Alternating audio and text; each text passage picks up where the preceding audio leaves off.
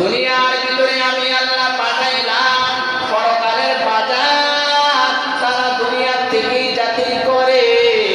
দুনিয়ার থেকে কেমনে করবা? মালিক ইবনে দিনার রাহমাতুল্লাহি আলাইহি রাস্তা দিয়া যায়, যাওয়ার সময় দেখে এক যুবক দুনিয়ার চাকচিক্য সুন্দর বাড়ি করতেছে, দাঁড়ায় রয়েছে। মালিক ইবনে দিনার ডাক দিয়ে বলে, ও যুবক, এত সুন্দর বাড়ি তুমি করছো, এটা কি দুনিয়ার বাজার নাকি পরকালের বাজার? মালিক ইবনে দিনারের কথা শোনার পর যুবক ডাক দিয়ে বলে, ও আমাদের ভাই মালিক, আমি তো পরকাল চিনি না, পরকাল বুঝি না, আমি তো শুধু দুনিয়ার জিন্দেগি চিনি, পরকালের জিন্দেগি আমি জানি না, পরকালের জিন্দেগিও আমি চিনি না। মালিক ইবনে দিনার ডাক দিয়ে বলে, ও যুবক, তাহলে তুমি পরকাল চিনো না, কেমন মানুষ হয়েছো?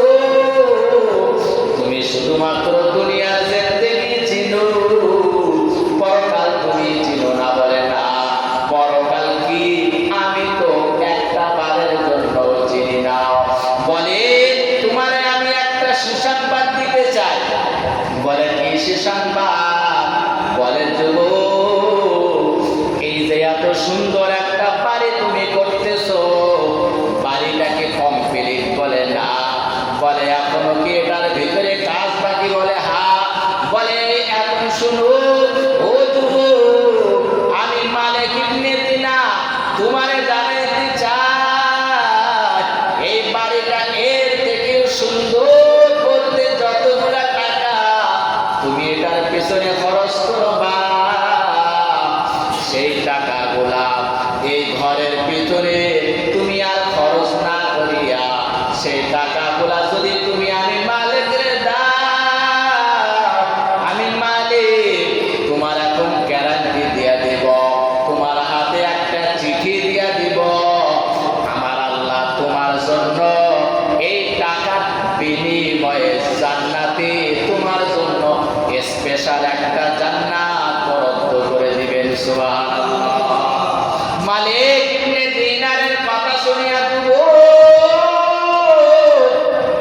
বলে, ভাই আমার একটু সময় দে, আমি একটু পরামর্শ করিয়া দেখি এটা কেমনে কি করা যায়, আমার একটু সময় দিবে, বাড়িতে যাইয়া আমি পরামর্শ করিয়া ফ্যামিলির সাথে বুঝিয়া টাকাগুলা আপনারে দেওয়ার জন্য তৈরি হয়ে যায়। এই কথা শোনার পর যুবক বাড়িতে যাইয়া স্ত্রীদের সাথে সন্তানদের সাথে পরামর্শ করে আর বলে, বলো আমাদের এলাকায় আল্লাহর ওলি নামক যে মালিক ইবনে দিনার, যার জীবনে কোনোদিন সে গুনাহ করে নাই, সবাই তাকে ভালো মানুষ হিসাবে জানে। ও আমার সন্তানেরা, আমার প্রাণের বিবিগু, বলছে আমাদের ঘর দুনিয়ার জিন্দেগির ঘর, কয়েক বছরের জিন্দেগি, এই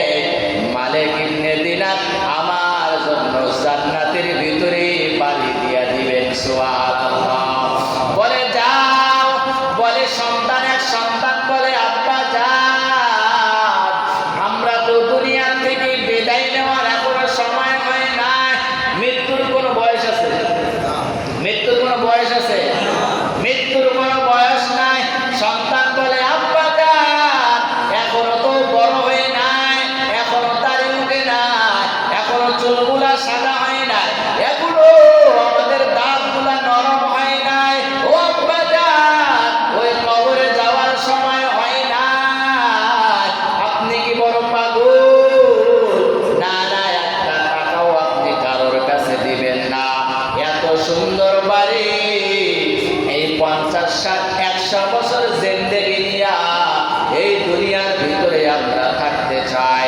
এই বাড়িটা বাবা আপনি কমপ্লিট করবেন। এই বাড়ির টাকা মালিক না, কারোর কাছে না। ওই জান্নাত আমরা এখন চাই না।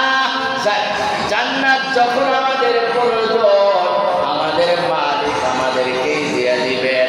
মালিক ইবনে দিনারের কথা শুনিয়া যুবক তাদের সাথে পরামর্শ করিয়া অধিকাংশ ফ্যামিলির মানুষ বলেন না না, এই দুনিয়ার জিন্দেগি বড় জিন্দেগি, এই দুনিয়ার হায়াতের মাঝে সুখ শান্তি আমাদের দরকার।